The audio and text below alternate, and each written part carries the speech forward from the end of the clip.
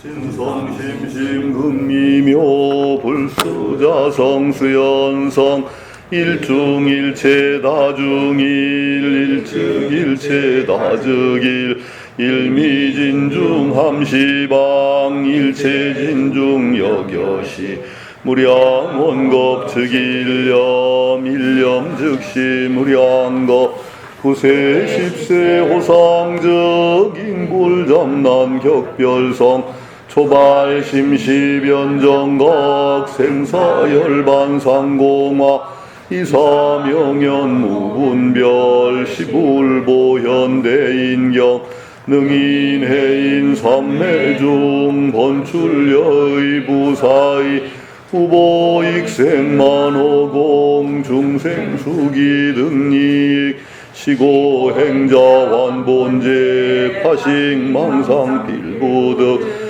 무연선교차견의 귀가수분득자량 이다라니 무진보 창엄법계실보전 공좌실제 중도상 구례부동명위불 구례부동명위불 구례부동명위불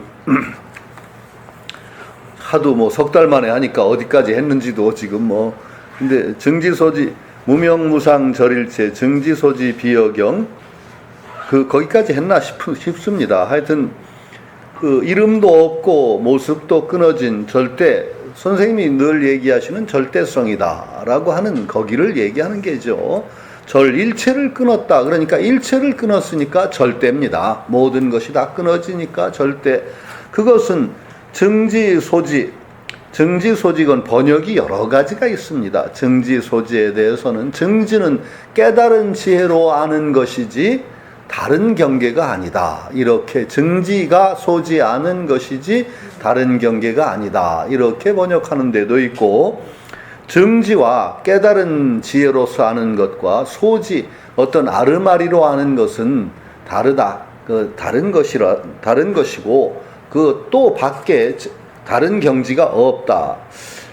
그건 좀 이상해서 그냥 정지 소지와 정지로서 깨달은 지혜로서 아는 바의 것이지 다른 경지가 없다. 그냥 깨달은 지혜에 드러날 뿐이지. 그런데 여기서 지라는 것이 정지소 지라고 할 때 깨달은 지혜로 안다. 그 깨달은 지혜로 안다는 것이 어떤 체험인가에 대해서 우리가 좀 반성을 해봐야 됩니다. 우리가 안다고 하는 건 어떻게 아는 거죠? 내가 저것을 안다. 이렇게 세 가지가 나눠집니다. 보통 우리가 안다면 나가 있고 저것이 있고 그 사이에 안다라는 것이 여기 알미 나와 저것이 있습니다. 그 다음에 알미 그 사이에 존재한다고 생각합니다. 그런데 정지소지라고 하는 건 이런 형태의 알미 아니라는 것, 이것부터 정리를 하고 넘어가야 됩니다. 왜냐하면은 나와 저것이 나눠지면은 그건 깨달음이 아닙니다. 왜? 우리가 알려고 하는 건 나와 세계를 통틀어서 모든 것을, 그 절대적인 그것을 알려고 하는데 나와 저것이 나눠지면 아는 나는 모르잖아요. 아는 나는 누가 알아요? 내가 지금 알려고 하는 이 아는 나, 이것까지 포함해서 하려고 하는데 내가 나를 안다고 해도 내가 두 쪽이 나요. 내가 나를 어떻게 알아요? 그러면 내가 나를 안다고 하는 순간에 아는 나와 알려지는 나가 두 쪽이 딱 나버리죠. 그런 건 깨달음하고 상관없는 거예요. 그건 주소가 달라요. 번지가 달라요. 그러면은 깨달음과 그러니까 알미라는 건 달라요. 정지소지라고 하는 것도 그래서 우리가 깨달은 지혜로서 뭔가 대상을 안다. 이게 아니에요. 그 여경, 다른 경지가 없다라는 것이 깨달은 경지가 따로 여기에 있다. 내가 이것을 깨달았다? 이런 거 없어요. 이제 체험을 해보신 분은 그렇게 아는 것이 아니라는 거죠. 모든 것들이 내가 분별하던 그 지혜들이 한 번에 확 날아가고 나면 정말 화두라는 게 이제 여러 가지 방식으로 그 화두하고 이제 깨달음을 설명할 수 있는지 화두 드는 분들의 체험을 한번 우리가 그건 분석하면 안 되는데 가만히 한번 분석을 해보자고요. 어때요? 그냥 뭐 정말 화두 산매 들으면은 화두밖에 없죠. 세상이 화두예요. 그냥 몸통 다 화두예요. 그럼 온 마음이 그 선생님이 그건 이제 초창기에 화두가 뭐냐라고 했을 때 불 가운데 한떨기 꽃이다 이렇게 표현했다가 나중에 그거 좀 병폐가 좀 있다 그거 쓰지 말자 그러셨어요. 불 가운데 한떨기 꽃이다 하는데 이제 그 불과 꽃을 분별하고 하니까 나중에 싫으셨던가 봐. 처음에는 그렇게 표현을 하셨다가 이건 좀 보려 그래가지고 그거 불 가운데 한떨기 꽃이란 말을 들은 사람이 별로 없을지도 몰라요. 근데 그게 의미가 있어요. 불 가운데 한떨기 꽃이라는 걸 선생님이 어떻게 설명했느냐. 이 보면은 불이라는 건 우리 잡념망상을 다 태우는 의심의 불길이에요. 의심의 불길이 확 타오르기 시작하면은 잡념망상의 그 티끌이 그 속에 다 탑니다. 다 탄다고 해서 정멸이 아니에요. 그 속에 성성하게 한떨기 꽃처럼 화두가 살아있는 것을 이제 선생님은 그렇게 비유해서 불 속에 한떨기 꽃이다. 화중일타홍 이렇게 표현하셨었어요. 나중에 그거 안 쓰셨어요. 어디도 안 나올 거예요. 그죠? 화중일타홍이라는 말 안 들으셨죠? 그거 초창기에 그 말을 쓰셨다가 나중에 이거 치우자고 했어요. 근데 그게 선생님도 처음에 그렇게 설명해보고자 해보려고 하는데 그게 너무 설명이 이제 구체적이 되니까 좀 치우셨던 것 같은데 그게 의미가 있어요. 화두를 들면은 의단이 성성하게 살으면은 그 속에 온갖 잡념망상의 티끌이 다 탑니다. 그렇다고 해서 정멸이 아니에요. 일타홍 한떨기 꽃처럼 성성하게 화두가 살아있는데 그 화두가 살아있는 그 수행이 정말 의념이 궁극에 달하면 어떻게 되냐. 그러다가 어떤 전기에 툭 날아가요. 화두가 날아가. 화두 속에서 깨닫는 게 아니에요. 보니까 화두에 그냥 모든 의단 속에 모여 있다가 어느 순간에 정말 툭 하고 화두가 날아가는 거예요. 깨진다고 하는 게. 그러고 나면 뭐가 남아요? 나는 지금 계속 내 속에 아는 나, 알려지는 나 막 분별이 두글두글 막 쪼개져 있다가 이것이 뚫뚫뚫뚫 다 뭉쳐서 화두 속으로 다 들어갔어. 근데 화두가 어느 순간에 튕 날아가니까 뭐가 남아요? 뭐가 남는지 모르겠어요. 하여튼 뭐가 남는지는 화두가 다 깨진다고 할 때 뭔가 정말 내 세계와 나의 근본 바탕이 한 번에 확 드러나 버려요. 확 드러남이지 쪼개져서 아는 게 아니에요. 내가 저것을 아는 게 아니에요. 전체가 그냥 한 번에 그동안은 우리 마음은 얼룩덜룩이 마음이야. 우리 마음은 얼룩이 마음, 덜룩이 마음이란 말이죠. 왜? 마음이 왜? 우리 마음은 여기를 알면 여기가 그늘이 생겨. 무슨 생각을 하잖아요? 그건 반짝반짝 하는데 고개 그늘을 들여요. 언제나 그래서 밝은데 그늘진데 밝은데 그늘진데 얼룩덜룩 마음이란 말이에요. 정말 그 깨달은 이 마음은 얼룩덜룩이 마음이 아니라 환히 전체가 밝은 마음이에요. 환하게 전체가 밝아. 환하게 전체가 밝으려면은 그분 이제 처음에는 보림이 잘 안 되는 이유가 그거 같아요. 이게 화두를 통해서 뭔가 확 날아가고 내 마음의 전체성이 한 번에 확 드러나면은 그때 본바탕을 알았다라고 하는 거죠. 깨달음. 근데 그것을 그 뒤에도 그냥 가만히 있어도 그 본바탕이 쉽게 지켜지느냐? 안 그래요. 그러니까 계속 보림을 하고 그 깨달음을 바탕으로 해서 계속 하는데 그래도 깨달음, 부처님 마음이나 그런 마음 얼룩덜룩이가 없어요. 환히 밝아 전체가. 그러니까 완전히 깨어있는 어느 구석도 침침한 구석이 없는 그 전체 마음이 드러나는 말이에요. 그래서 진짜 선문답이 뭐냐. 선문답이라는 걸 우리가 우습게 생각하면 안 돼요. 요즘 선문답 하는 사람들이 정말 장난식으로 해요. 외워가지고 하는 사람인데 그 사람 칼 맞아 죽을 거야 나중에. 이 한 칼 날리는 거 뭐냐면은 우리 얼룩덜룩이 있는 마음은요 갑자기 그늘진 데를 쿡 찌르면은요 답이 안 나와요. 쿡 찔린 거예요. 그런데 환히 밝아있는 마음이잖아요. 어디를 갖다 콱 찔러도요 바로 튀어나와요. 이 선객은요 그래서 벌써 콱 찔렀는데 말이 안 나오잖아. 맥히잖아. 한 칼 맞아 죽은 거예요. 이건 한 칼 맞아 죽은 거야. 우리 정말로 깨어있는 마음은요 그늘이 없어. 그늘이 환히 밝아서 예를 들어서 두 검객이 정말 칼을 마주대고 있는 걸 비유를 해보자고요. 칼을 마주대고 있는 걸 비유를 해봐요. 하수 검객은 어떡하냐? 얼룩덜룩이 마음으로 칼을 써. 제가 이렇게 공격을 해오면 나 이렇게 맞고 그 다음에 내가 이렇게 방어를 하면 제가 어떻게 이런 식이야. 그리고 어떤 하수관객은 저 녀석 눈동자를 봐야 되겠다. 그 눈동자 보면 딴 데 안 보이죠? 그렇죠? 발꿈치 보면 딴 데 안 보이죠? 밝은 데가 있으면 어두운 데가 있는 마음이야. 그런 검객은 딴 데서 칼이 날라오면 맞아 죽는 거죠. 그런데 진정 고수 검객은 어때요? 하나 내가 있고 남도 없어. 나와 남의 분별도 없이 퉁 트여서 심리 밖에서 바늘 떨어지는 소리까지 들리는 고요함인데, 고요한데 하나도 구석이 없이 깨어있어. 그러니까 어디서 칼이 날라와도 다 막아요. 전혀 칼 맞을 일이 없어. 이게 설문답이에요. 그래서 선객들이 가끔 시험하는 이유가 그거야. 너 그늘이 있냐 없냐? 콕 찔러보는 거야 갑자기. 그런데 턱 나와야 되거든. 거기서 움찔했다면 벌써 칼 맞아 죽었다고 치는 거예요. 그러니까 우리가 깨달음과 알미라는 건 이렇게 얼룩덜룩이로 하는 것이고, 증지라고 하는 건 뭐냐? 온통 하나가 됨이야. 그것이 전체적으로 총체적으로 한 번에 확 드러남이지 내가 저것을 안다가 아니에요. 그 증지에 의해서 드러나는 것, 그러면은 그 증지에 의해서 드러나는 그 세계는 딴 세계가 따로 있냐? 딴 세계 또 따로 있으면 아니라고 계속 제가 강조를 하죠. 세계 딴 세계 있으면 안 돼요. 언제나 우리 사는 이 세계밖에 없어요. 그 세계밖에, 늘 얘기하지만 딴 세계가 여기에 따로 존재하고 이 세계의 속세는 여기에 있고 깨달은 세계 여기 따로 있으면 이건 또 저쪽이 난 거거든. 절대 아니에요. 언제나 우리는 바로 여기야. 바로 여기밖에 남는 자리 없어요. 이거 외에 우리 딴 데 가는 거 아니에요. 그 증지소지로서 하는 것이지 딴 경지 아니다라는 거예요. 이걸 분명히 해야 돼요. 그러니까 우리가 공부를 할 때 정직견이 바로 선다는 건 엄청나게 중요해요. 직견이 바로 안 서면은요, 정말 이게 공부라는 게 굉장히 위험한 거예요. 굉장히 위험해요.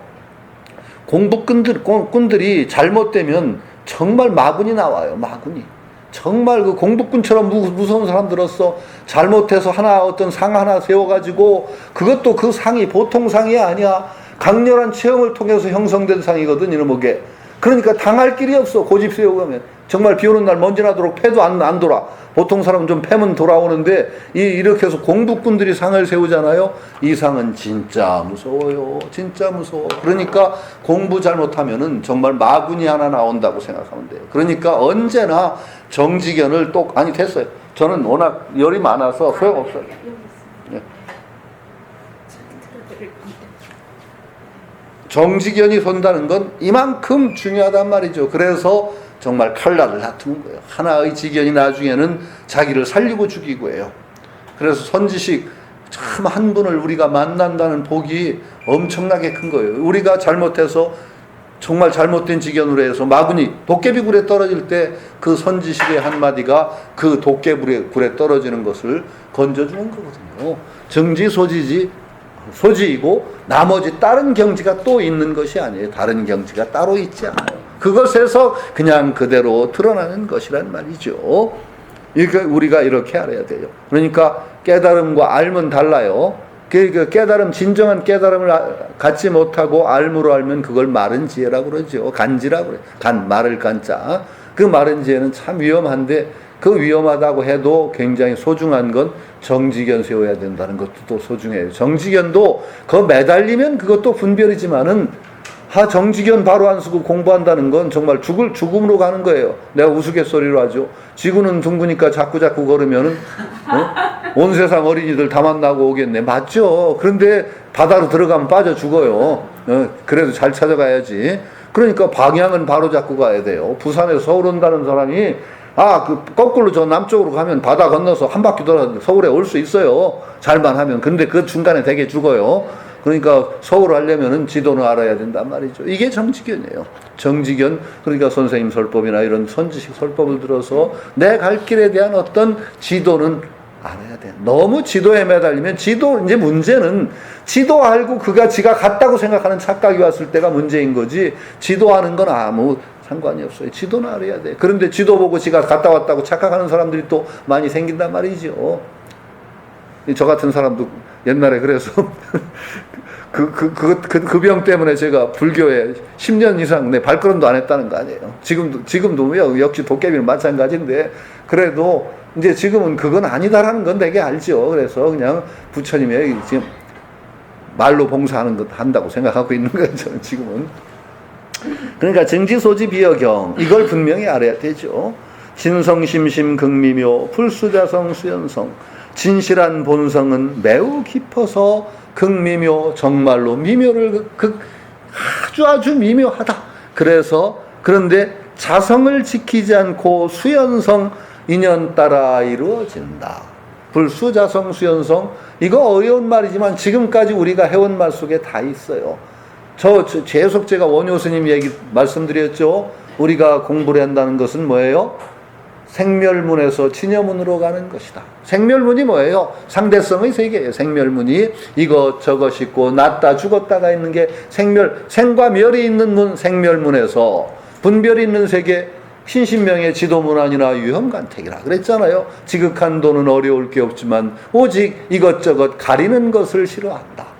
단막증에 하면 통연명백하리라. 단지 미워하고 사랑하는 그것을 떠나면은 통연명백 툭 튀어 분명하리라 했듯이 우리가 계속 걸려 넘어지는 데는 어디냐? 차별성에, 상대성에 걸려 넘어져서 그 괴로움의 윤회를 겪는다. 이건 분명한 거예요. 우리는 계속 차별상에 붙들어 매여서, 그러니까 이견착상 낙귀굴이라는 세계가 생멸문이에요. 이견착상 두 개 이상에 매달려서 귀굴에 떨어져 사는 삶이 우리의 삶이죠. 생멸문. 거기에서부터 우리가 수행을 해나간다는 건 뭐예요? 진여문으로 간단 말이죠. 진여문으로 가는데 진여문에 딱 도달하는 순간에 진여문에 앉을 자리가 있다고 했습니까? 없다고 했습니까? 송곳 세울 땅도 없다고 그랬어요. 진여문은, 진여의 자리는 풀 한 줄기 갈지 않고 나물 한 줄기 풀 한 폭이 없어요. 채소 한 줄기 갈 땅이 없어요. 송곳 꽂을 땅이 없어요. 왜? 땅이 따로 있으면 진여가 아니거든. 땅이 따로 있으면 진여가 아니거든. 그렇죠? 왜? 진여 땅이 따로 있고 저기는 생멸 땅이다 하는 순간에 벌써 진여가 아니야. 생멸과 진여가 나눠지는 진여는 없어. 그러니까 다시 생멸의 세계에 돌아가는 수밖에 없어요. 무엇이 부처냐? 그냥 만법일비하처. 만법이 하나로 돌아가는데 하나는 어디로 돌아가느냐? 낙동강 700리의 물새가 온다 그랬거든. 낙동강 700리 물새 오는 그 속으로 하나는 다시 돌아가는 수밖에 없어. 하나가 만법귀라는데 하나가 딴 세상에 하나가 존재하면 그거 되겠어요? 낙동강 700리 물새 오는 그 속에 하나는 다시 거기 가서 놀죠. 그러니까 진여가 생멸 속에 다시, 진여는 생멸 속의 진여인 것이 진여가 따로 없어요. 그러니까 진성심심 극미묘에서 자성이라고 하면 자기 본성 딱 붙들고 있어가지고 요게 내 진여야, 그거 없어요. 인연의 세계, 생멸의 세계에 다시 돌아가는 거예요. 다시 돌아가서 인연의 세계, 생멸의 세계가 바로 진여의 세계인, 그러니까 진여문과 생멸문은 애초에 둘이 아니야. 우리가 미망의 세계에 빠져서 이견착상할 때는 생멸의 세계인 것이고, 이견착상이 툭 무너졌을 때 바로 그게 진여인 것이지, 진여가 어디에 따로 있고 생멸이 따로 있다? 그러니까 마찬가지로 우리 깨달은 사람의 세계, 이제 깨달은 사람의 세계도 그런 거예요. 수연성이야. 자기 아상이 떨어졌기 때문에 모든 중생이 있는 그곳에 가서 그 인연 따라서 거기에 그 화신을 나타내는 거예요. 그러니까 나는 요것이라야 돼가 없단 말이죠. 그러니까 깨달은 사람의 삶의 모습이 원흉자재하다라는 게 바로 진여의 모습이 그러하기 때문에 그래요. 모든 모습 있는 곳에, 그곳에 따라 나타나는 것이 바로 깨달은 이의 삶이고, 나중에 뭐라고 그랬어요? 쭉 나가서 절에 가면, 법당에 가면 시무도 쭉 있잖아요. 시무도 속꼬리 잡고 쭉 가다가 마지막에 어떻게 돼요? 쭉 소 잡아서 타고 돌아오고, 그 다음에 소도 있고 나도 없어. 그 다음에 응연 일원상 또 하나 있다. 맨 마지막 그러면 되게 뭐예요? 시장거리에서 사람들하고 어울려 노는 도인의 모습이 나와요. 이원상이고 뭐고 따로 있는 게 아니라 마지막은 진여가 원래 그러하기 때문에 진여에 도달한 사람의 그 삶도 어떠냐? 바로 중생 속에 바로 들어가서 그 속에서 수연성 인연 따라 자기를 낮추는 그 삶이 이루어지는 것이 바로 당연한 거죠. 진여라고 하는 것은 단지 진여를 깨달아서 그걸 따로 깨닫는 게 아니라 내가 그와 함께함이거든요. 그래야지 내 깨달음 따로 그러면 어떻게 돼요? 아니거든요. 그러니까 진여가 따로 있지 않기 때문에 깨달은 경지도 따로 있지 아니하고 불교는 그래서 앉을 데가 없는 종교예요. 앉을 데가 없어. 부처님한테 어떤 사람이 물었다고 해죠. 부처님은 그렇게 다 깨닫고 복덕과 죄를 완성시킨 분인데 어째 그렇게 복짓는 일을 많이 하십니까? 참 부처님 참 제자가 아프면 고름 닦아주고 빨아주고 그렇게 하신 분이거든요. 어떻게 그렇게 하십니까? 그랬더니 부처님 말씀이 뭐라고 했어요? 이렇게 사는 것이 부처다. 이렇게 사는 것이 부처지, 부처는 가서 툭 내 부처짜리라고 하고 앉을 데가 없어요. 불교는 앉는 종교가 아니에요. 그러니까 끊임없이 부처님은 그렇게 활동성, 그런 모습으로 드러나는 것이지 부처라는 것을 딱 고정해가지고 이게 부처다라고 거기가 앉는 자리가 아니에요. 지금 불교가 어떤 문제가 있느냐? 참 중요해요. 우리가 계속 생멸문에 빠져서 착상하고 그러기 때문에 정말 날뛰는 마음을 딱 안정시키는 게 중요해요. 그게 좌선이, 앉을 좌자 좌선이 중요해. 그런데 자꾸 앉다 보면 앉는 게 선인 줄 알거든. 그래서 앉은뱅이들이 많이 나와, 불교문 중에. 그래서 요새는 불교가 참 오해가 됐어. 앉는 종교 같아. 그래서 불상을 바꾸자고 그랬어요. 걷는 불상으로. 정말 걷는 불상 만들어야 돼. 부처님은요, 평생 걸으셨던 분이에요. 착각하시면 안 돼요. 하안거, 동안거라는 거, 그게 불교의 본질 아니에요. 하안거, 동안거. 안거가 왜 나왔느냐? 인도라는 나라가 그때는 돌아다닐 수가 없어서 안거한 거예요. 첫 번째는. 왜? 우기가 되면은요, 그거 돌아다니기 힘들어요. 그러니까 안거한 거예요. 그게 이제 전통이 돼가지고, 부처님, 정말 얼마나 걸으신 분이에요. 그 돌아가실 때까지 구시나가라까지 걸어서 가신, 감동적이에요. 아난존자가 그랬잖아요. 왜 거기서 돌아가시느냐고. 기왕이면 바이샬리나 그 대처에 불교 신도도 많고, 그런 데 가시자고. 그 부처님 거부하셨고, 아니다. 거기도 기다리는 사람들 있고, 중생들 있다. 그래가지고 구시나가라가요. 깡촌이에요, 거기가. 지금도 인도 그 깡촌이에요, 거기. 거기 갔다 돌아가셨어요. 길에 돌아가셨어요. 길에 태어나셨잖아요. 길에 태어나신 거 알잖아요. 평생 길 따라 가시고 길을 얘기하시다가 길에 돌아가셨어요. 그렇게 움직이신 분이에요. 그러니까 우리가 걷는 부처를 만들어야 돼요. 앉은뱅이 부처 좀 지향하고, 언제나 그러니까 앉는 그 마음을 잊지 않을 뿐이지, 언제나 진여성이 바로 그 생멸성 속에 드러난다는 생각을 하면은 불교는 앉을 자리가 없는 종교예요. 앉을 자리가 없어요. 그런데 우리가 워낙 생멸의 세계에 끌려다니고 있으니까, 크게 부대끼니까 앉는 연습을 하는 거지. 그걸 좀 잡기 위해서 앉는 것도 방편이지, 앉는 게 그 궁극 아니잖아요. 그러니까 수연성, 언제나 우리는 정말 인연 따라 그 인연 있는 곳에 그 모습을 놔두는 거예요. 내가 중요한 것이 아니고 정말 나의 상을 갖다 딱 고집하는 것이 아니라 언제나 그 조건 속에 내가 들어가서 그 조건에 맞게 활발하게 활동하는 것이 바로 불교의 모습이다. 이렇게 생각해야 되죠. 그러니까 바로 그 진성이 그러하니까 나는 그 진성에 따라야 사는 거예요. 진성만 그런 게 아니고 나는 진성 깨달은 나는 가만히 앉아서 진성 지키고 사는 게 아니에요. 그렇죠? 진성은 지킬 데가 없어. 그러니까 인연 따라 그 수처작주하는, 바로 수처작주란 말이 그거예요.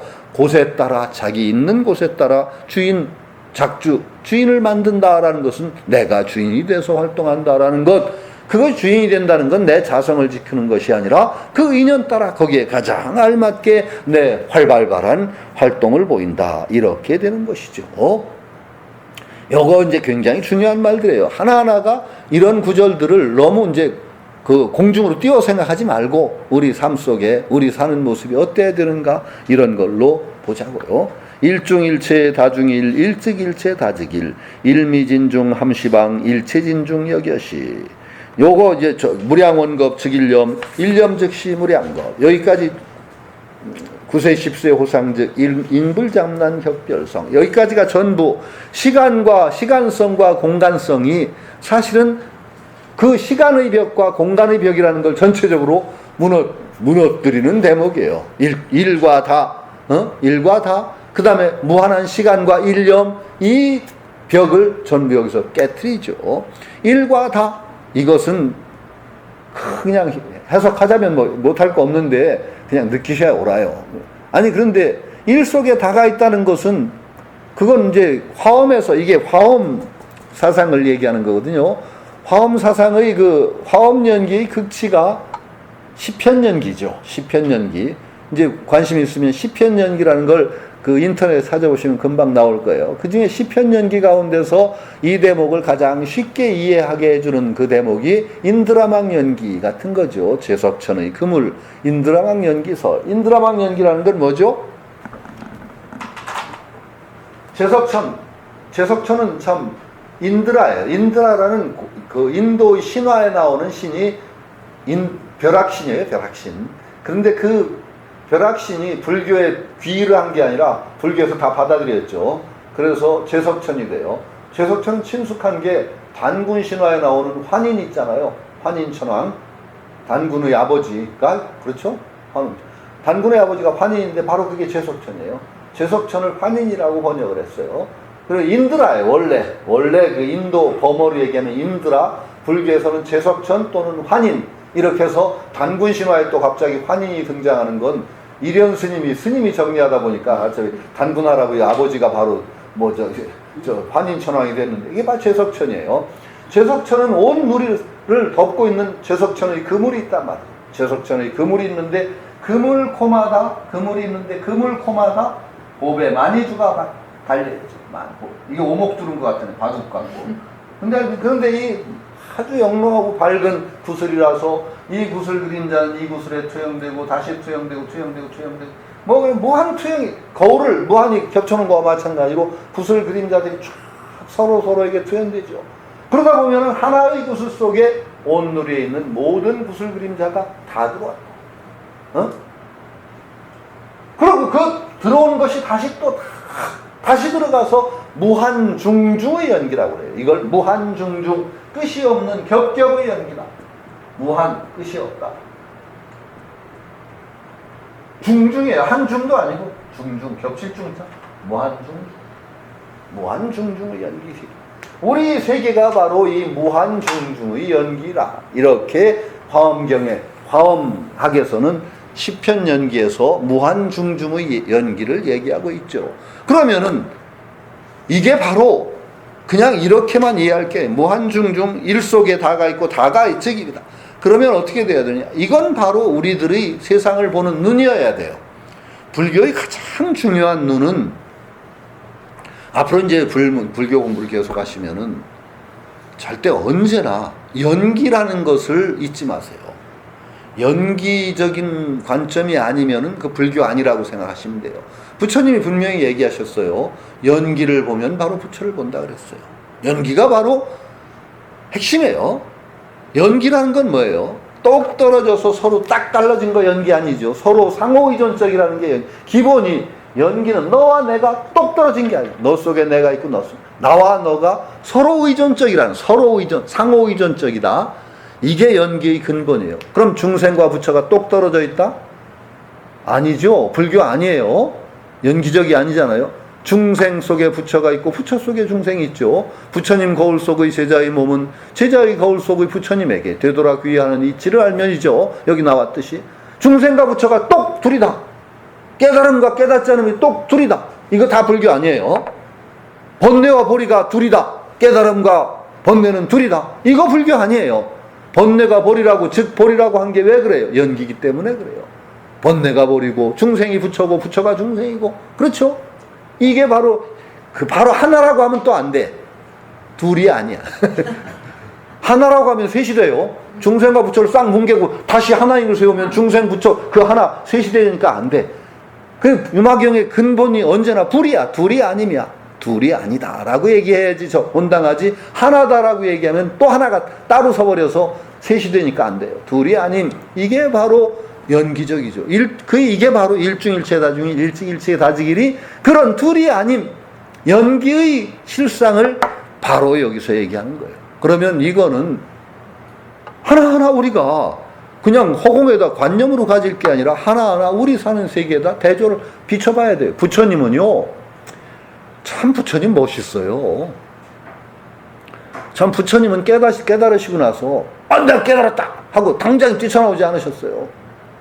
얼마나 신중하신 줄 아세요? 내 깨달은 게 정말 내 착각이나 그럼 홀라 이거 주관적인 게 아닌가? 검증하셨던 분이에요. 부처님은 깨달은 걸 세계에다 다 맞춰보셨어요. 내 깨달음이 정말 맞나? 자, 검증을 해봐요. 부처님은 참말로 멋있는 분이에요. 우리요 주관성 속에 빠지면은 그것도 도깨비 나와요. 자기 하나의 어떤 체험 그게 막 전부가 되고 그러면은 이게 얼마나 위험한지 아세요? 이게 지하철에서 예수 안 믿으면 지옥 가요 그런 사람들이 그냥 나온 줄 아세요? 그 주관성에 빠져서 그래요. 그 사람들 무시할 건 아니에요. 그 사람들 분명히 엄청나게 강렬한 체험을 했을 거예요. 엄청나게 강렬한. 막 기도하다가 막 그 대천사 가브리엘이 내려오고 막 난리가 났을 거야. 아마 한바탕. 그래가지고 이 친구들이 이제 뺑 돌아가지고 나오는 거죠. 우리는 그런 체험도 못한 사람도 많으니까 그 사람들 무서운 사람들이에요, 사실은. 그런데 이게 더 문제죠. 주관성 얼마나 무서워요. 자기 주관적인 체험이 진리가 돼버리면은요, 이것처럼 무서운 게 없어요. 아까 얘기했잖아요. 이게 공부하다 나온 마구니는 정말 약이 없다고.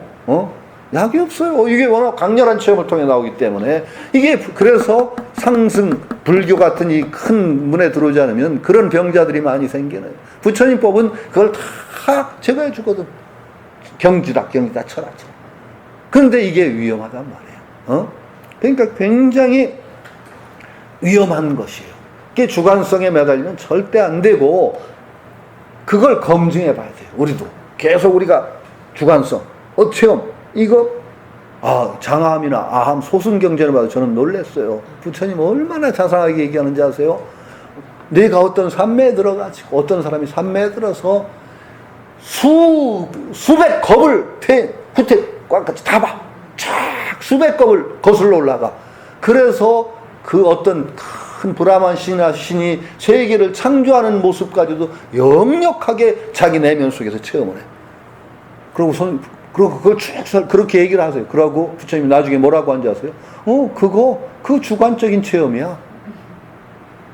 그런데 보통 사람은요, 그 정도 체험하면은요, 종교 이제 창시한다고 나와요. 부처님은 얼마나 객관적인 거 아니야. 그걸 다 주관적인 걸 할 때, 그때 이제 쓰는 말이, 불교에서 처라는 말이 주관성 속의 체험을 전부 처라고 그래요. 비상비비상처, 공무변처, 식무변처, 처자 다 나오죠. 이 처는 전부 주관이에요. 처는 진리 아니에요. 경이 아니에요. 불경에서 얘기할 때. 예? 처예요, 처. 그러니까 공무변, 공을 체험한다든가, 식무변, 식이 꽉 투루한 걸 체험한다든가, 비상비비상처, 이거 다 주관적인 체험이지 진리 아니에요. 이거 굉장히 중요해요. 그런데 이게 하여튼 그 연기라는 거 굉장히 그러나 그걸 검증할 때 연기성이라는 건 굉장히 중요해요. 불교에서. 연기라는 것을 하나의 중요한 잣대로 우리가 가져야 돼요. 그래도 왜냐하면은 아무것도 안 가지면 우리가 또 너무 황당하거든. 연기성이 그나마 그래도 굉장히 중요한 잣대예요. 그리고 그것을 우리 모든 존재들에게 검증을 해봐야 돼요. 연기인가 아닌가? 그렇단 말이죠. 자, 선생님이 계속 설명하듯이 나라는 하나의 존재 속에 우주가 들어와 있었거든요. 나 하나 존재가 있기 위해서는 온 우주가 합작을 해서 나라는 존재를 만들어내잖아요. 태양빛으로부터 시작해서 그냥 지구인들이 다 협동을 했잖아요. 이 옷 하나 만들기 위해서 얼마나 많은 사람들이 섬유 짜고, 이게 옷이 형성되어서 태양광 받은 식물부터 시작해가지고 엄청난 것들이, 그리고 여기 둘이 아닌 게, 여러분들이 며칠 전부터 저를 굉장히 괴롭게 한 거 아시죠? 이거 오늘 요번 일요일에는 보림선을 가야 되는데 내 또 주제에 뭘 또 가서 떠드나. 그렇죠. 근데 이렇게 와서 또 그래도 들어주시라는 모습 보면 제가 또 즐겁거든요. 그렇죠. 이게 절대 둘이 아니에요. 여러분 속에, 여러분과 내가 또 여기까지 나고 여러분 여기까지가 아니라 계속 이렇게 출입하고 있어요. 계속 여러분 속에 내가 있고 내 속에 여러분이 있고, 이거 우리 말하자면 식이 이게 얼룩덜룩이가 돼서 그걸 전체 모를 뿐이지, 정말 알고 나면 온 우리가 시방세계 심중명이라고 하는 게 거짓말이 아니거든요. 쫙 한 마음 속에 쫙 드러나는 거죠. 그리고 여러분들이 행복하지 않은데 내가 행복할 수가 없죠. 거짓말이에요, 그거. 그런 나쁜 놈이에요, 그러고. 중생들은 아파 죽겠다는데 저 혼자 행복해서 깨달았다. 그러고 낄낄거리고 있고, 그거 가만두면 안 되겠죠. 예? 이게 중생 성불하지 않으면 부처 성불을 못 해요. 사실이에요. 그거 거짓말이 아니거든요. 어떻게 되겠어요? 안 되죠.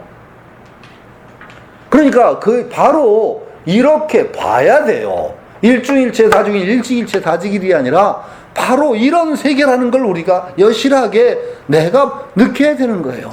여러분 속에 내가 있고 내가 여러분 속에 있고, 그러니까 이게 바로 된 사람이 바로 큰 사람이고, 이건 그런데 불교 안 믿어도 그렇게 되는 사람들이 있어요. 불교 안 믿어도 그렇게 되는 사람들이 있어요. 대개 아무리 우리가 못나도 가족까지는 자기화가 돼요. 가족이라는 벽이 참 무서워요. 그 벽을 못 터물고 툭 중생으로 못 나가죠. 중생과 내가 탁 교통하는, 중생이 내 속에 있고 내가 또 중생 속으로 들어가는 그런 삶이 전개가 돼야 되는데, 바로 일중일체 다직일이고 일직일체 다직일이고, 그 다음에 시간성은 어디에 있어요? 시간이라는 건 여러분 여기 몇십 년 살으셨습니까? 그 살아온 시간 다 어디 갔어요? 꼬리처럼 쫙 여러분 뒤에 쭉 늘어져 있습니까? 얼마나 몇백 미터 늘어졌어요? 살아온 세월은? 네? 선생님 또 하나 이런 거 지으셨다가 이거 병통이 좀 있다고 해서 포기하신 게 꽤 많아요. 뭘 얘기하느냐? 몽답청산신말리하니 무진평월이 침동이라. 들으셨어요? 꿈속에 밟았네. 네, 청산신말리를. 무진풍월, 다함없는 풍월강산이 베갯머리 말에 북더구나. 베갯머리를 떠나지 않고 무한한 세월이 그 속에서 흘러가요. 그렇죠?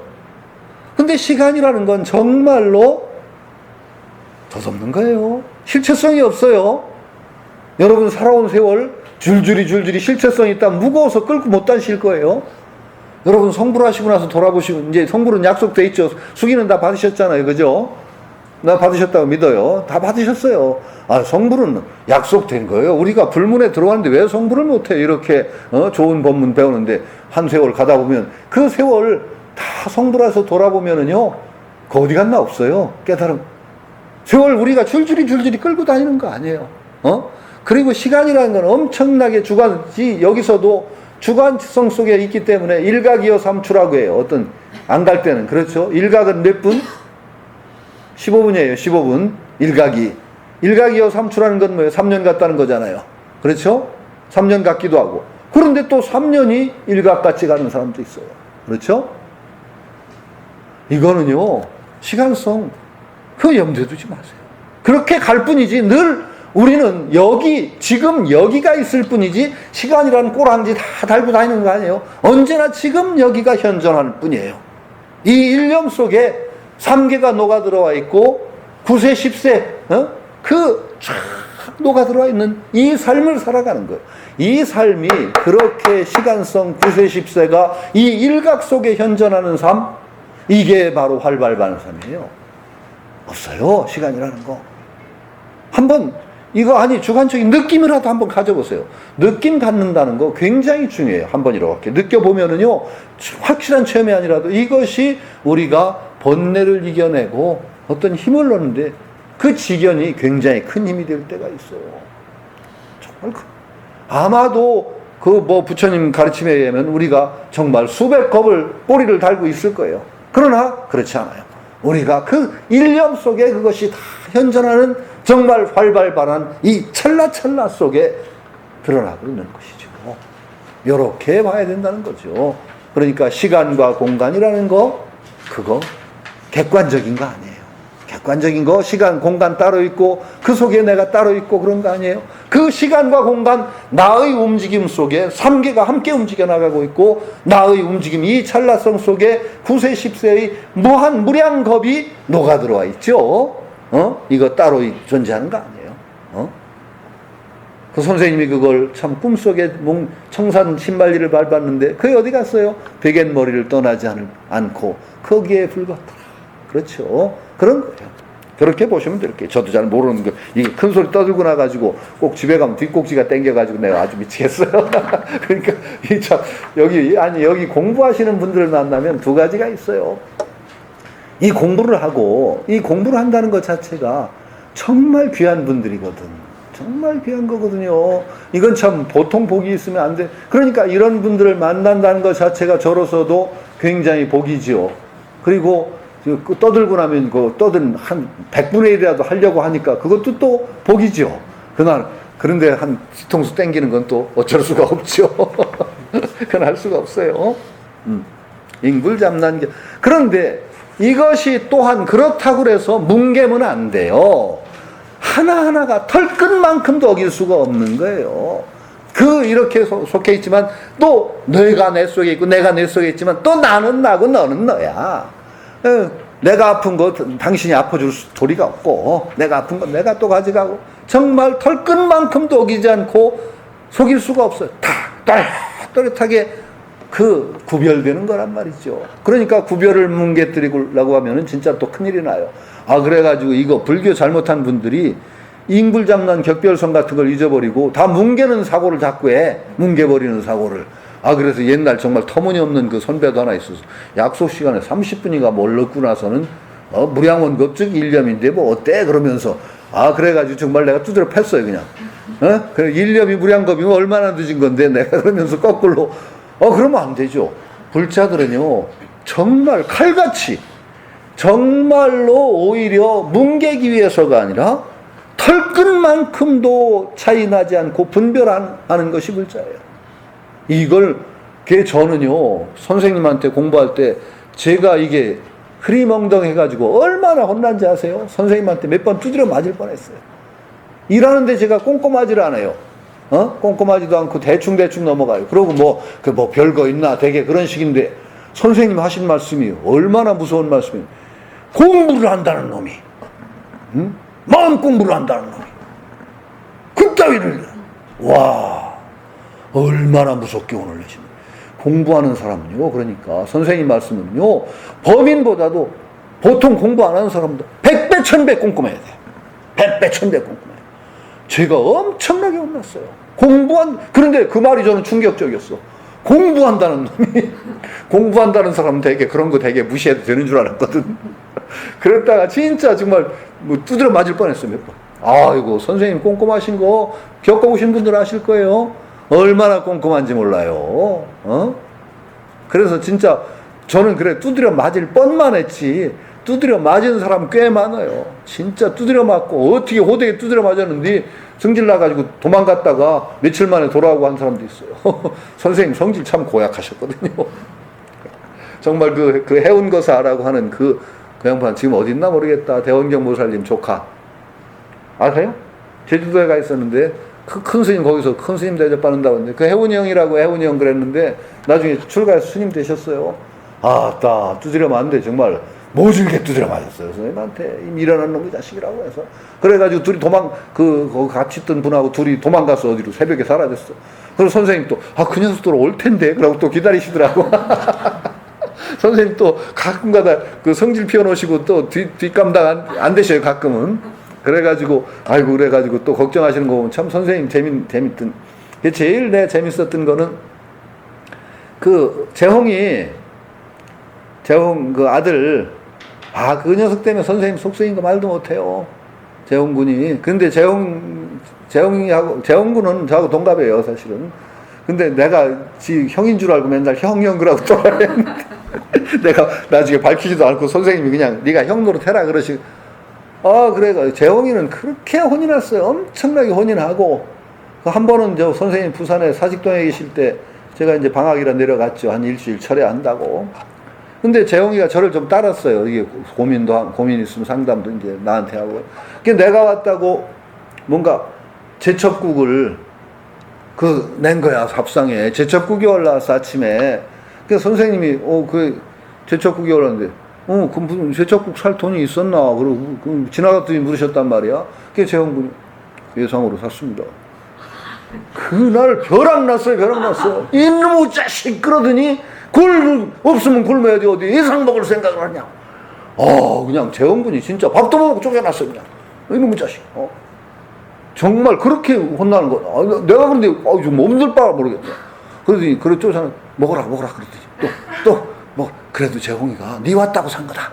먹어라. 그게 맛있게 먹어줘요. 그렇게 재홍이는 그냥 막 눈물 나게 쫓아내시면서 나보고 재홍이가 네 왔다고 그래 특별히 산 거니까 먹으래 나보고. 그래도 그러고 또 뭐라고 하시냐. 그래 내가 저놈의 자식이 말이야. 세상 물정을 모르고 저렇게 그냥 철딱서니가 없어. 내가 그 일부러 좀 화를 냈다. 그래서 네 왔다고 특별히 산 거니까 니는 맛있게 먹어라. 아유, 그래가지고 또 내가 또 재홍이 달래주느라고 얼마나 애를 먹을까요? 나는 또 맛있게 먹고. 근데 제가 그건 또 맛있게 또 잘 먹어요. 제가 특이한 체질 딱 하나가 있어요. 어릴 때부터 제 아버지가 굉장히 성적이 좀 과하셔서 가끔 잘 두드려 패셨어요. 그 두드려 맞고 막 눈물 콧물 하자고 막 맞다가 밥상 들어오면 저는 한 그릇 먹어요, 얼른. 언제 울었다. 그래 어머니가 너는 희한하다고 그랬어. 참 너는 특이체질. 그 밥이 넘어가냐? 근데 잘 넘어가요. 그렇지 하지도 않아요. 그건 하여튼 그런데 그냥 맛있게 먹었는데 그렇게 선생님 그 성정이 참 특이하신데 제가 그래서 처음에 그 선생님 그 사입인 줄 알고 했잖아요. 무슨 도인이란 양반이 저렇게 그냥 성질머리도 이상하고. 근데 알고 보니까 참 그 활발한 모습들이 있고 거기에 매이지 않는 그 모습들이 보이니까 거기에 붙어 있게 되는 게 처음 보면은요 정말 심리밖에 도망갈 뻔했어요. 그러니까 정말로 선생님 체험에 공부하는 사람들은 털끝만큼도 얼마 안 돼. 오히려 가장 밝게 지혜가 밝으니까 오히려 어김없이 제대로 분별해서 쓰는 거예요. 상대성을 잘 굴리는 거지 상대성을 뭉개는 게 아니에요. 근데 자꾸 불자들은 뭉개려고 그래. 없대. 뭐가 없다고 하고 뭐 여환여몽 그림 아이고 헛소리 하지 말란 말이에요. 그거 아니거든요. 거기에 매이니까 매여서 그것들을 오히려 제대로 활용 못하고 굴리지 못하니까 매이지 말고 그걸 제대로 굴리라고 해서 얘기하는 것이지 그걸 뭉개란 말이 아닌데 자꾸 불자들이 뭉개려고 하는 그런 병들을 얻는단 말이죠. 그러니까 인불장난 격별성 절대로 털끝만큼도 어김이 없다. 그러니까 오히려 깨달은 눈에 드러나는 세계 그걸 오히려 제대로 잘 굴리는 것 이것이 굉장히 소중하다라고 얘기를 해야 되죠. 초발심시 변정각 생사열반상공학 그렇죠?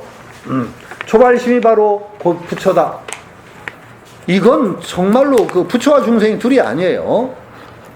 이게 진영은 생멸문으로 하더라도 파도가 없어져야 파도 떠나서 물이 나오는 거 아니에요. 파도 떠나서 물 찾는 게 아니에요. 우리가 파도 밖에 못 보니까 문제지 파도 떠나 물이 있는 게 아닌데 바로 그 마음이 바로 냈던 그 마음이 부처 마음인 거지. 이 마음 내가지고 정말 10만 8천이 돌아와 보니까 바로 그 자리에 참 뭐라고 누구 어떤 분이 그 선생님문에 공부하는 분이었지? 불에 닫힌 무면홍 옛날부터 친해왔던 얼굴 없는 첨지로세요. 그랬잖아요. 얼굴 없는 첨지 원래 우리가 친해든 첨지야. 그리고 우리 번뇌가 바로 볼이란 말이 이 파도가 바로 물이라는 얘기예요. 파도 떠나서 물 따로 존재하지 않는다. 번뇌가 볼이다. 바로 여기에만 매달려 있는 게 중생이고 이 물과 파도를 함께 보는 사람이 주부처 이렇게 봅니다. 이거니까 우리 한치를 옮기지 않고 바로 그 자리 깨달음인데 그 깨달음이 정말 거리가 멀어요. 참말로 참 무시무시한 벽이거든요.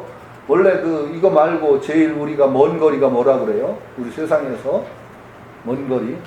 뭐 안드로메다도 멀고 그랬지만 머리하고 심장, 가슴의 거리가 그렇게 멀대요, 우선. 그죠? 얼마나 보세요. 머리하고 가슴의 거리가 참 멀죠. 근데 우리 이치적으로는 얘기할 수 있지만 정말로 이것이 이 번뇌가 바로 볼이라는 생각 늘 말은 하지만은 여기에 또 그 지견을 바로 세우고 번뇌와 볼이가 둘이 아니라는 지견에서야 공부가 돼요. 번뇌가 따로 있다. 이놈을 없애야 된다. 번뇌하고 싸우려고 들면 절대 번뇌를 못 이겨요. 초발심 바로 그게 정각이야. 번뇌가 바로 볼이야. 이 지견이 서야만 번뇌를 없애요. 왜? 번뇌를 따로 딱 세우고 내가 저놈을 이겨야지. 이걸 벌써 번뇌를 딱 인정하고 나면 안 없어져. 번뇌가 없는 거예요, 원래. 없다는 번뇌가 바로 볼이라는 입장에서야 번뇌를 이겨나가지 번뇌하고 싸우는 사람, 번뇌 이기는 사람 못 봤어요. 번뇌는 그러니까 여러분들 적이 아니에요. 그걸 번뇌를 내 앞에 세워놓고 그걸 적이라고 생각하시지 마세요. 공부하는데 첫걸음이에요. 공부하는데 쉽게 그래서 여기는 뭐 그 경지는 다 다셨으리라고 생각하는데 첫 번째 걸리는 게 번뇌하고 싸우는 병이에요. 번뇌하고 싸우는 병. 왜 그러고 참선할 때 처음에 공부하는 사람들 참선만 하고 뭐 화두만 들려고 하면 없던 번뇌가 왜 그렇게 끌어? 그놈하고 싸우려고 하면 그 번뇌가 걸려 넘어가지고 맨날 넘어지지. 그건 당연한 거거든요. 우리가 그냥 우리 공부를 처음 시작할 때는 우리가 그 공부해 보신 분은 되게 알겠지만은 우리 생각이 얼마나 많아요. 우리 지금 생각의 흐름이 얼마나 많은지가 우리는 지금 실감이 안 가거든요. 그 공부해 보면은 정말 이게 폭포처럼 흐른다는 걸 알게 되거든요. 우리 지금 이렇게 별로 그 번뇌 없는 것 같아도 공부하다 보면 이게 폭포예요, 폭포. 생각이 정말 폭포처럼 흐르고 있는 거예요. 근데 우리는 거기 함께 떠내려가고 있으니까 모르는 거예요. 폭포하고 함께 헤엄치고 흐름에 따라서. 근데 공부를 한다는 순간에 그 폭포처럼 흐르는 흐름 속에 우뚝 쓴 거거든, 지가. 우뚝 쓰니 지금까지 못 느끼던 그 경류를 다 느끼는 거거든. 그러니까 번뇌가 없던 번뇌가 들끓는 게 당연하죠. 근데 그런 번뇌하고 싸우려고 들면 그게 또 번뇌예요. 번뇌 하나 추가되는 거예요. 그래서 계속 싸우다가 끝이 없어. 그러면 하든지 하면 돼요. 그렇죠? 다 공부해보면 하든지 화두 들 사람 들고 뭐 하면서 들면은 차츰 그 흐름이 줄고 차츰 고요해지는 거지. 그놈하고 싸우려고 들면은 물러박히고 그냥 난리도 아니죠. 이제 물도 꼴깍꼴깍 먹고 처음에는 다 그런 과정 겪죠.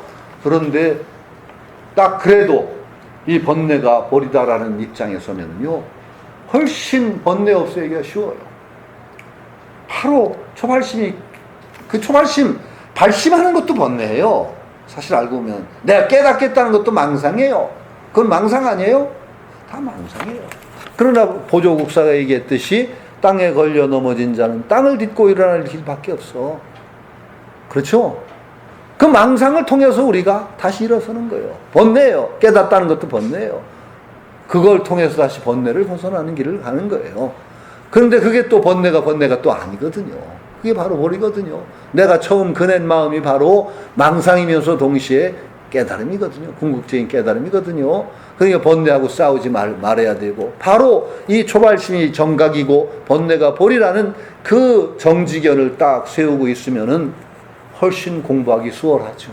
그 번뇌하고 싸우다가 거기에 걸려 넘어지는 그런 일은 적어도 안 일어나겠죠. 그렇게 되는 거죠.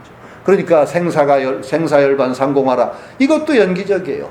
그러니까 참 제일 내가 이제 그 불교계 저는 이제 그 활동을 좀 불자 운동을 했잖아요. 저는 이제 현장에서 좀 불교 제일 미운 사람이 뭔지 아세요? 깨닫기 전에는 아무것도 안 하겠다는 사람. 정말 비 오는 날 먼지 나도록 패주고 싶은 사람들이에요. 정말 그래요. 그런데 그 사람 저는 못 깨닫는다고 봐요. 아니 악담은 아니고 언제 깨달을 텐데 그 생각이 장애가 돼서 굉장히 깨달음이 늦어질 거라고 봐요. 왜? 깨달음과 깨닫지 않음을 딱 둘로 나눴거든. 이게 비연기적인 사고방식을 하는 순간에 깨달음 늦어집니다. 이 정지견이 아니에요. 우리는 중생이만 한 게 아니에요. 우리는 부처예요. 부처님 거울 속에 제자의 몸은 제자의 거울 속이 부처님에게 늘 귀하고 있어요. 내가 지금 중생상을 보이고 있지만은 다시 그 중생상의 모습은 다른 부처상으로 돌아가고 있어요. 부처상과 중생상이 언제나 내 속에서 이렇게 역동적으로 중생과 부처를 넘나들고 있죠. 생사와 열반, 생사 바로 중생의 모습이에요. 열반 부처의 모습이에요. 생사의 상과 열반상 둘이 아니에요. 이런 지견이 서야만 바로 또 공부가 되나가는 거예요. 이 지견이 바탕이 안 되면은 그렇게 나는 깨닫지 못한 중생이야. 그러니까 계속 중생이라고 저한테 못을 박았으면서 어떻게 깨달아요? 지가 중생이기만 한 게 아니라는 그걸 턱 열어놓고 있어야 성불을 하지. 나는 중생이니까 하고 뭐 탁 쳐놓고 거기다가 꼼짝 마라 중생. 그래놓고 어떻게 부처로 갈 거예요? 못 가요. 참 그런 일들이 그런데 세상에서 지혜가 없는 사람들이 그런 일들을 많이 벌리거든. 선생님이 막 뭐라고 했던 이유가, 어떤 비구니 스님이 왔는데 비구니 스님이 행색이 다 남사처럼 해. 그 비구니 스님 그런 거 아세요? 신발도 남자 신발 신고 막. 왜 그러냐 그랬더니, 이게 비구니 스님들은 그 시절만 해도 컴플렉스가 있어요. 남성 컴플렉스가. 남신을 받아야 공부가 제대로 돼서 성불을 한대. 그러니까 다음 생에는 남자가 되려면은 지금 남자 흉내를 내야 되는 거야. 그 비구니 스님 그런 스님들 많습니다. 그런데 그게 선생님 되게 뭐라고 하셔.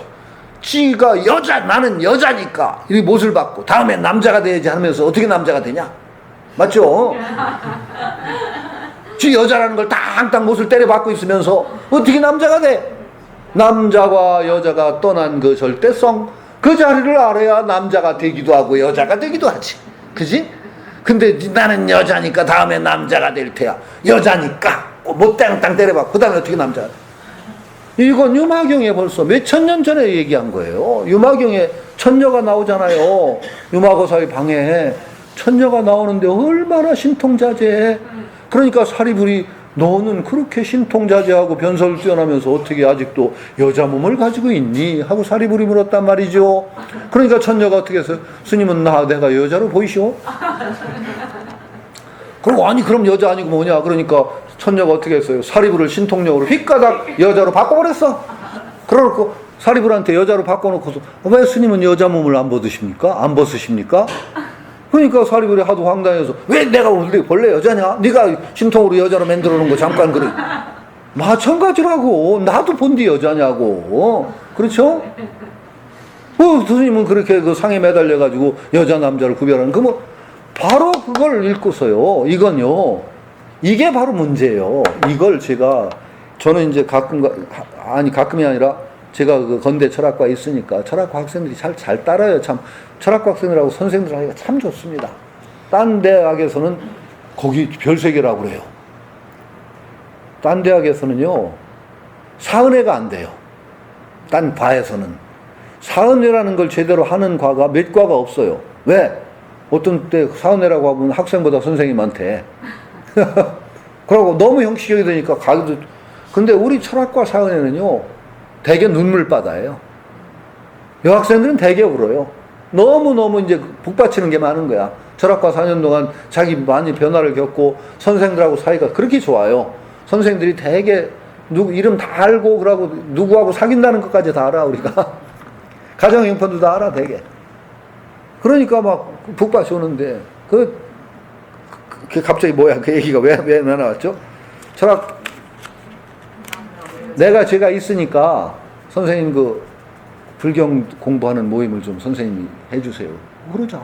교수가 학생들이 공부한다는데 그건 사양하면 절대 안 되는 거잖아요. 그 제 방에 모여서 공부하는 애들이 한 7, 8 돼요. 그냥 많이 읽었어요. 유마경도 한 번 읽고 금강경 읽고 장하암경도 읽고 한 권 장하암은 한 권만 읽고 그다고 뭐 몇 개 읽었어요. 돌아가면 읽죠. 그 유마경은 다시 돌아왔는데 그때 유마경을 읽을 때 그 학생들이 그 대목에서 여학생 몇이 너무너무 놀라는 거예요. 불교에 이런 소식이 있었냐.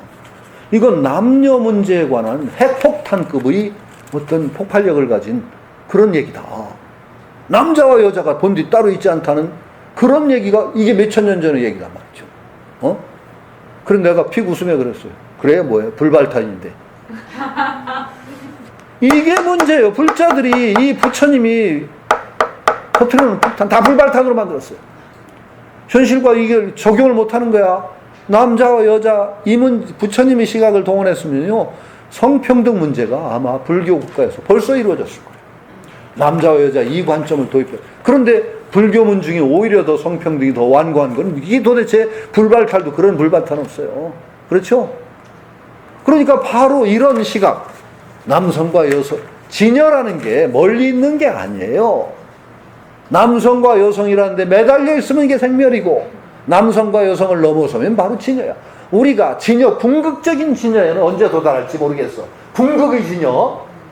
그러나 궁극의 진여를 지향하는 그 자세가 중요한 거야. 그 눈을 띄고 있으면 돼.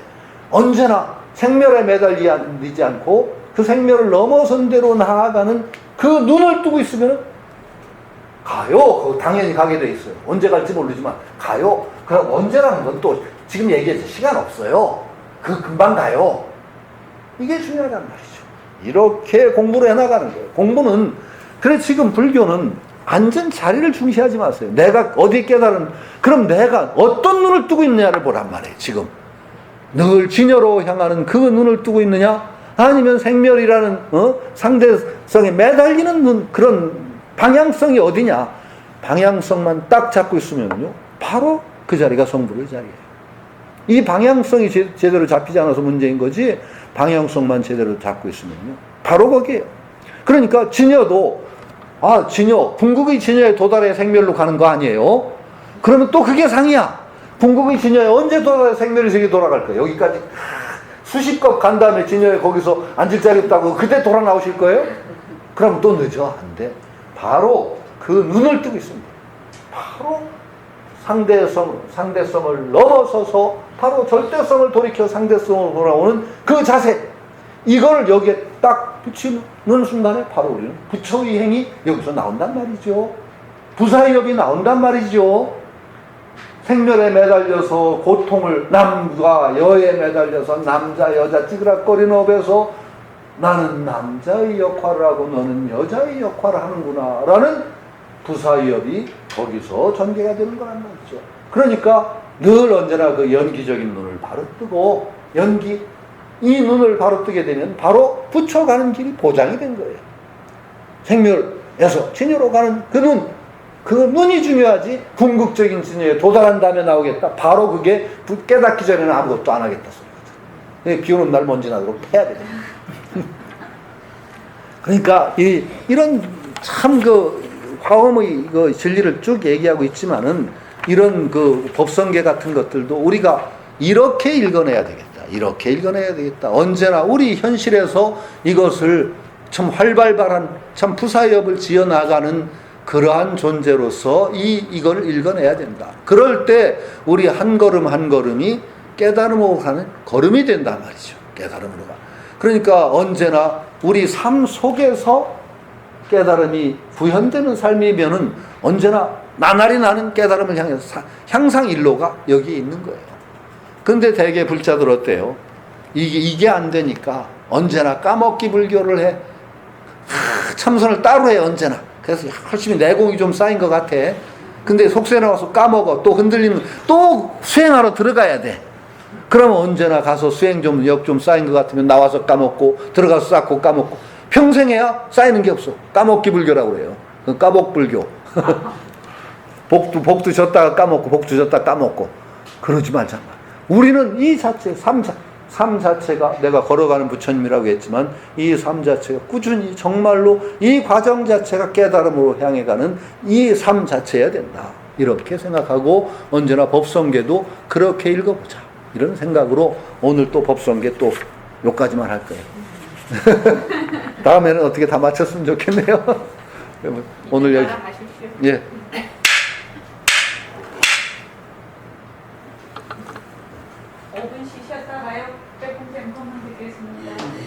저는 지금 예손자가 왔는데 제가 안 사람이 어디를 떠나서 빨리 가서 미국에서 왔어요? 건드려 밥 먹을 건데. 아니 도저히 안 돼. 지금 안 사람이 어디를 지금 또 간다고 하는데 제가 기장에 가서 빨리 임주인계를 예예. 죄송합니다. 오늘 말이 많으신 것 같아요. 네? 일 많이 바짝 많으신 것 같아요. 예손자 앞으로 뛰느라. 아이고 정말 그 녀석 보니까 세상에 가는 거예요.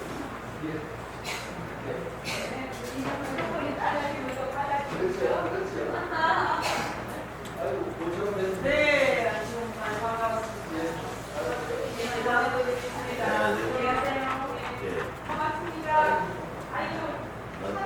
누가 앉은 날 이모들이